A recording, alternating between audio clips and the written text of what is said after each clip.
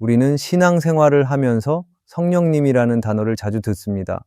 설교 중에도, 찬양 가사 속에도, 기도 가운데서도 자연스럽게 등장하지요.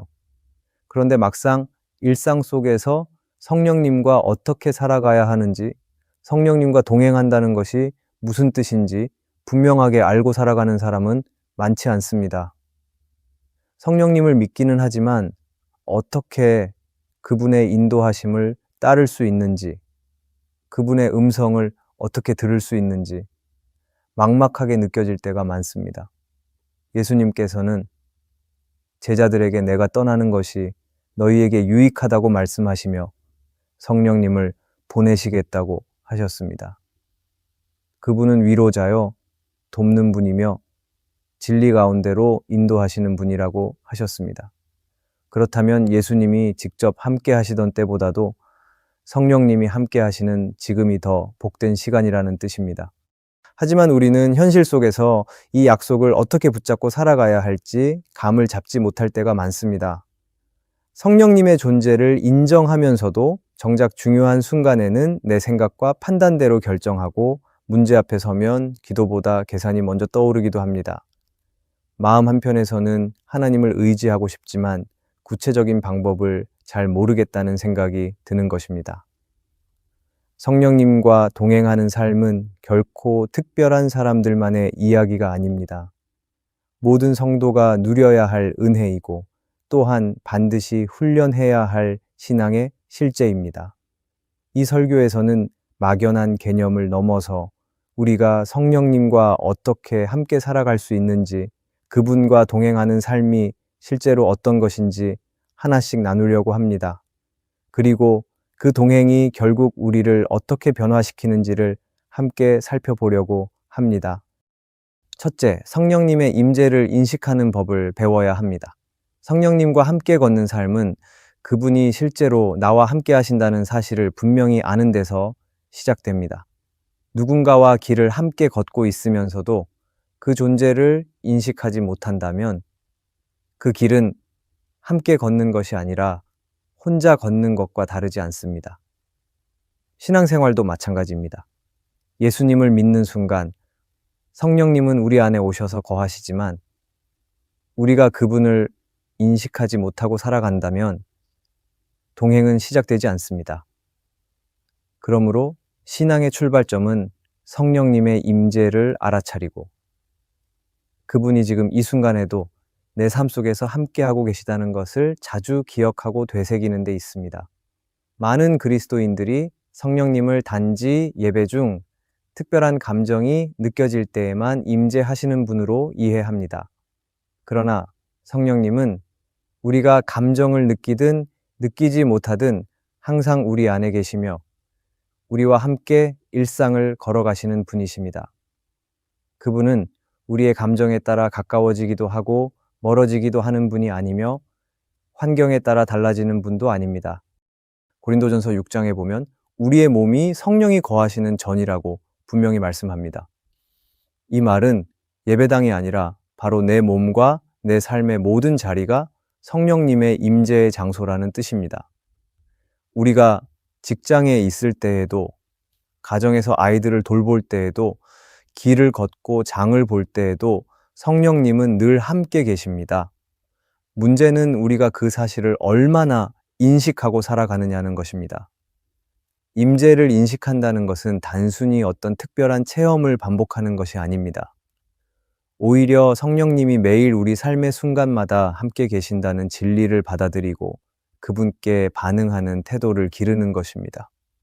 예를 들어 아침에 일어날 때 오늘 하루도 성령님과 함께 시작된다는 마음으로 눈을 뜨고 하루 중 중요한 결정 앞에서는 잠깐이라도 마음속으로 성령님께 지혜를 구하고 누군가와 대화 중에 마음이 불편해질 때 그 이유를 성령님께 여쭤보는 습관을 들이는 것이 바로 임재를 인식하는 연습입니다. 우리가 이런 작은 순간들을 소홀히 여기지 않고 반복하다 보면 성령님과의 친밀감은 점점 더 깊어지고 그분의 동행은 막연한 말이 아닌 실제가 됩니다. 또한 성령님은 말씀을 통해 우리에게 다가오시기도 하고 조용한 감동이나 양심의 울림을 통해 말씀하시기도 합니다. 때로는 사람들의 말을 통해, 설교를 통해, 찬양을 통해 우리에게 말씀하십니다. 중요한 것은 우리가 그 모든 일상 속의 순간들 속에서 하나님께서 지금 나에게 말씀하고 계신다는 시선을 갖고 살아가는 것입니다. 그렇게 살아가기 위해서는 먼저 삶의 속도를 조금 늦춰야 할 때도 있습니다. 너무 바쁘고 분주하게 사는 사람은 조용히 말씀하시는 성령님의 음성을 놓치기 쉽기 때문입니다. 시편 46편 10절은 말합니다. 가만히 있어 내가 하나님 됨을 알지어다. 이 말씀은 단지 조용히 있으라는 의미가 아니라 하나님의 임재를 인식하기 위해 외적인 소음과 내적인 분주함을 멈추고 그분께 집중하라는 뜻입니다. 임재를 인식하는 삶은 하루아침에 이루어지지 않습니다. 습관처럼 이어지는 작은 결단의 반복 속에서 점차 자라납니다. 우리가 매일 아침 잠에서 깨어날 때 성령님, 오늘도 저와 함께 해주셔서 감사합니다 라고 고백하고, 사람들과의 대화 중에도 마음으로 성령님, 지금 이 대화를 어떻게 이끌어야 할까요? 하고 묻고, 마음이 복잡할 때는 주님, 이 순간도 주님 안에서 바라보게 해주세요 하고 기도하는 것, 그렇게 사는 것이 바로 성령님과 동행하는 삶의 첫걸음입니다. 성령님은 우리에게 지금도 말씀하시고 계십니다. 다만 우리가 듣고 있지 않을 뿐입니다. 우리의 마음이 깨어 있고 우리의 시선이 주님께 향해 있을 때 우리는 그분의 임재를 더 깊이 경험하게 됩니다. 성령님은 우리 안에 실제로 계시며 우리가 그 사실을 날마다 인식하고 반응할 때 진정한 동행은 비로소 시작됩니다. 둘째, 성령님의 인도에 민감하게 반응해야 합니다. 성령님과 동행하는 삶은 단순히 그분이 우리와 함께 계시다는 것을 아는 것으로 끝나지 않고 그분의 인도하심에 민감하게 반응하며 살아가는 삶으로 이어져야 합니다. 성령님은 말씀하시는 분이시며 인도하시는 분이십니다. 하나님은 침묵하지 않으시고 우리의 삶을 방치하지 않으십니다. 날마다 우리가 걷는 길 가운데서 하나님의 뜻을 따라 걷기를 원하시고 그 뜻을 이루기 위해 조용히 우리의 마음에 말씀하십니다. 그런데 문제는 우리가 그 인도에 귀를 기울이지 못하거나 알아차리고도 무시하거나 때로는 주저하는 경우가 많다는 점입니다. 그래서 우리는 성령님의 인도에 민감하게 반응할 수 있는 영적인 감각을 훈련해야 합니다. 성령님의 인도하심은 때로 분명하게 들리기도 하지만 대부분은 조용하고 부드러운 감동으로 다가옵니다. 갑자기 어떤 생각이 마음에 떠오르거나 어떤 사람의 말이 유난히 마음에 남거나 어떤 행동을 하지 말아야 할 것 같은 강한 마음의 제지가 일어나는 것처럼 느껴질 때가 있습니다. 이 모든 것이 성령님의 신호가 될 수 있습니다. 하지만 우리가 항상 바쁘고 마음이 산만하며 자기 생각에만 몰두해 있다면 이런 감동을 금세 흘려보내고 말게 됩니다. 그러므로 성령님의 인도에 민감해지기 위해서는 먼저 우리의 삶의 리듬을 조절하고 마음의 여유를 갖는 것이 중요합니다. 깊은 기도와 말씀 묵상은 그런 민감함을 키우는데 큰 도움이 됩니다. 또한 성령님의 인도는 절대 혼란스럽지 않습니다. 성령님은 질서의 하나님이시며 혼돈이나 불안을 조장하지 않으십니다. 어떤 인도나 감동이 성경의 원칙과 충돌한다면 그것은 성령님의 인도가 아닙니다. 그래서 우리는 항상 말씀을 기준으로 성령의 인도하심을 분별해야 합니다. 또한 공동체 안에서 지혜로운 조언을 구하는 것도 매우 중요합니다. 성령님은 교회 공동체를 통해 우리에게 말씀하시기도 하며 믿음의 사람들의 입을 통해 우리의 걸음을 확인시켜 주시기도 합니다. 그러므로 혼자서만 판단하지 말고 때로는 믿음의 동역자들에게 기도 부탁을 하며 함께 분별하는 겸손함이 필요합니다. 무엇보다도 중요한 것은 성령님의 인도하심에 즉시 순종하는 태도입니다. 어떤 감동이 왔을 때 주저하거나 미루면 그 감동은 점점 흐려지게 됩니다. 처음에는 선명하게 느껴졌던 주님의 이끄심이 순종을 미루다 보면 점차 약해지고 결국은 외면하게 되는 경우가 많습니다. 그래서 성령님의 인도는 타이밍이 중요합니다. 순종은 망설임 없이 이루어져야 하고 그 순종이 반복될수록 우리는 성령님께 더욱 민감해지고 더 깊은 동행으로 나아가게 됩니다. 이처럼 성령님의 인도에 민감하게 반응하는 삶은 하루아침에 만들어지지 않습니다. 작은 선택들 속에서, 작은 순종들 속에서 훈련됩니다. 어떤 말을 하지 말라는 마음의 경고를 따르는 것, 갑자기 누군가를 위해 기도하라는 마음이 들었을 때 바로 기도하는 것. 이처럼 작아 보이는 순종들이 쌓여 성령님의 음성을 더 잘 알아듣는 사람이 되어갑니다. 하나님은 크고 대단한 일을 할 사람만을 찾지 않으십니다. 오히려 작은 일에도 민감하게 반응하며 순종하는 사람을 통해 하나님의 뜻을 이루십니다. 결국 성령님과 동행하는 삶은 그분의 인도하심에 귀를 기울이고 말씀과 기도를 통해 분별하며 마음의 문을 열고 그분이 주시는 감동에 믿음으로 반응하는 삶입니다. 성령님은 오늘도 우리를 이끌고 계십니다. 우리가 그분께 주파수를 맞추고 주어진 감동에 민감하게 반응하기만 한다면 우리의 삶은 성령의 인도하심 속에서 더욱 풍성하고 분명한 방향으로 나아가게 될 것입니다. 셋째, 성령님의 열매를 삶에서 맺어야 합니다. 성령님과 동행한다는 것은 단지 기도하거나 말씀을 읽는 시간을 많이 가지는 것만을 의미하지 않습니다. 그것은 결국 우리의 삶 속에서 성령님의 성품이 드러나는 것으로 연결되어야 합니다. 다시 말해, 성령의 열매가 맺히는 것이 진정한 동행의 열매입니다. 갈라디아서 5장은 성령의 열매를 구체적으로 설명하고 있는데 사랑, 희락, 화평, 오래 참음, 자비, 양선, 충성, 온유, 절제의 9가지가 그것입니다. 이 열매들은 단순히 성격이 좋은 사람에게서 나타나는 성향이 아니라 성령님께서 내 안에 거하시고 역사하실 때 맺히는 결과입니다. 사람은 누구나 자기 중심적인 본성을 가지고 있습니다. 사랑보다는 미움이 더 쉽게 나오고 기쁨보다는 불평이 앞서며 평화보다는 불안이 익숙한 것이 우리의 현실입니다. 그러나 우리가 성령님과 동행하기 시작하면 그분께서 우리 안에서 일하시기 시작합니다. 처음에는 조금씩이지만 점점 더 우리의 말과 태도, 선택과 행동이 바뀌게 됩니다.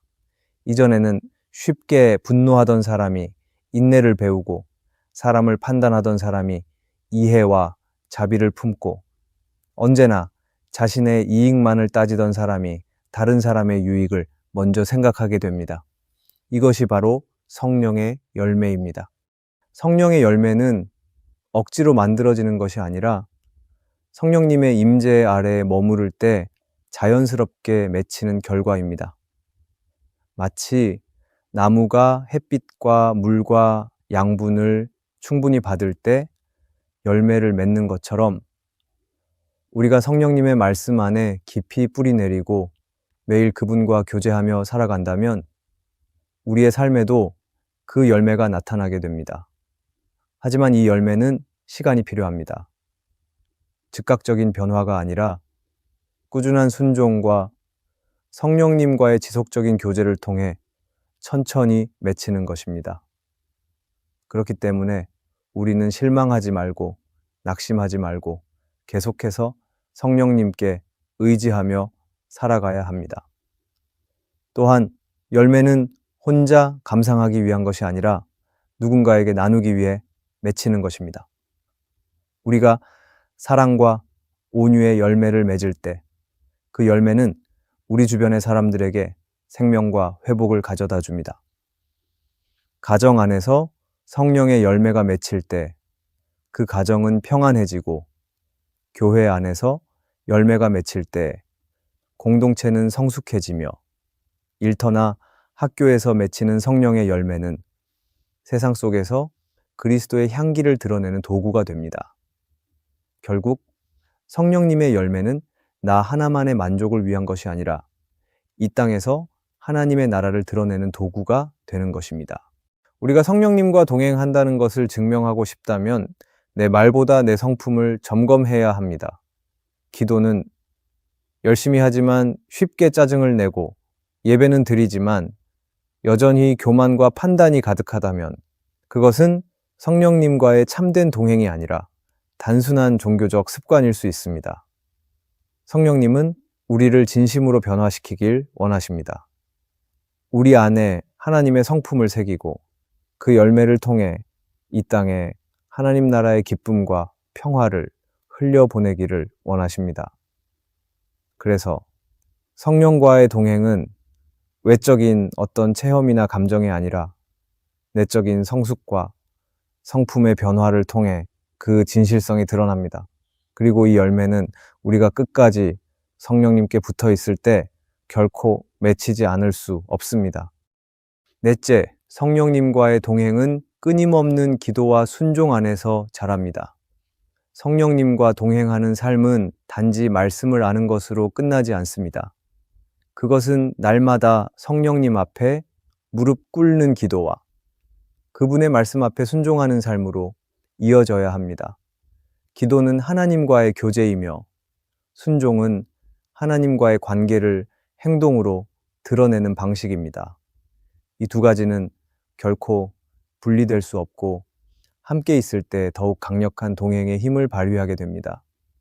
우리는 자주 바쁜 일상 속에서 기도의 자리를 놓치곤 합니다. 하지만 성령님과 동행하기를 진심으로 원한다면 우리는 삶의 우선순위 안에 기도를 반드시 포함시켜야 합니다.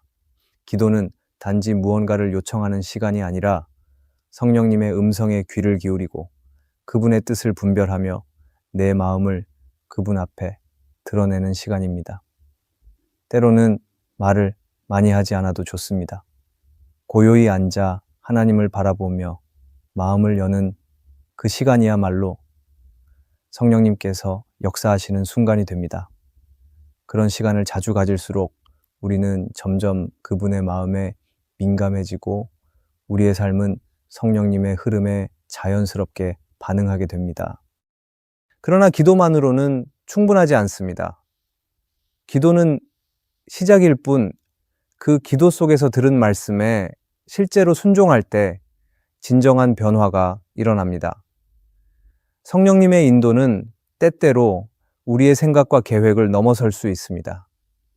이해되지 않는 길로 이끄실 수도 있고 우리 안에 감추어진 교만이나 불순종을 드러내실 수도 있습니다. 그럴 때 우리는 선택해야 합니다.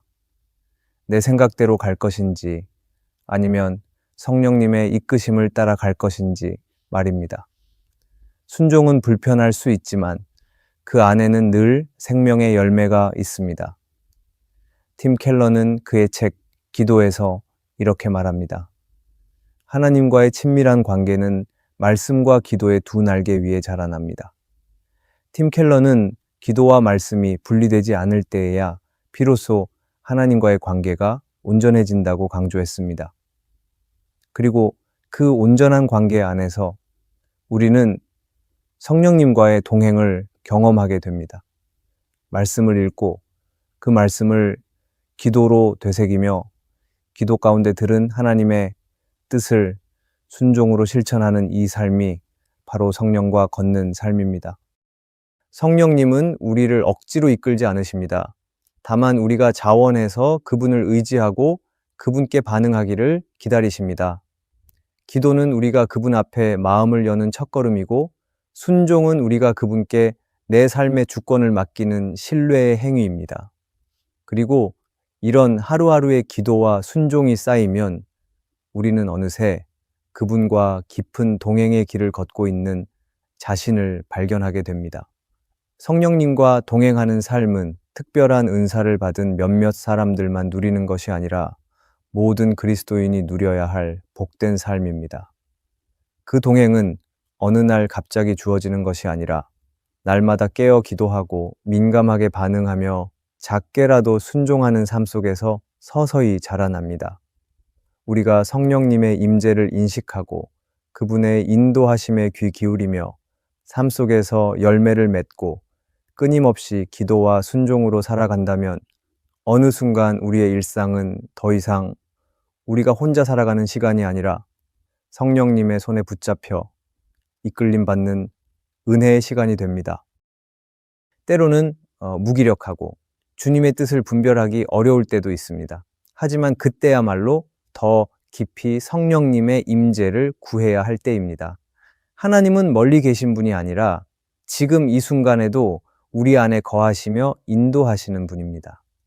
우리가 주저하지 않고 그분께 마음을 열고 단 한 걸음이라도 그분을 향해 나아간다면 성령님은 반드시 응답하시고 우리를 새로운 믿음의 자리로 이끄실 것입니다. 그러므로 오늘도 결심해야 합니다. 내 삶의 중심에 성령님을 모시고 내 걸음을 그분께 맡기겠노라고. 감정에 따라 살지 않고 환경에 휘둘리지 않고 말씀에 따라 걷고 기도하며 살아가겠노라고. 그렇게 성령님과 함께하는 하루하루가 쌓일 때 우리의 인생은 점점 하나님의 뜻과 가까워지고 진정한 자유와 기쁨 속에서 하나님 나라의 삶을 살아가게 됩니다. 그 은혜가 오늘 우리 모두에게 있기를 바랍니다. 오늘의 말씀이 은혜가 되셨다면 댓글에 아멘이라고 적어주시면 감사하겠습니다. 여러분들이 남겨주시는 댓글은 정말 큰 힘이 됩니다. 그리고 여러분들이 눌러주시는 좋아요와 구독도 큰 힘이 됩니다. 오늘도 함께 해주셔서 감사합니다. 기도하겠습니다. 사랑과 은혜가 충만하신 하나님 아버지, 오늘 우리에게 성령님과 동행하는 삶의 길을 다시금 깨닫게 하시니 감사드립니다. 우리 안에 거하시는 성령님을 더 민감하게 느끼고 그분의 임재를 날마다 인식하며 살아가기를 원합니다. 우리의 삶에 성령의 열매가 풍성히 맺히게 하시고 삶의 자리마다 그리스도의 향기를 드러내는 자 되게 하소서. 바쁘고 지친 날들 속에서도 기도의 끈을 놓지 않게 하시고 성령님의 인도하심 속에서 한 걸음 한 걸음 믿음으로 걸어가게 하옵소서. 예수 그리스도의 이름으로 기도드립니다. 아멘.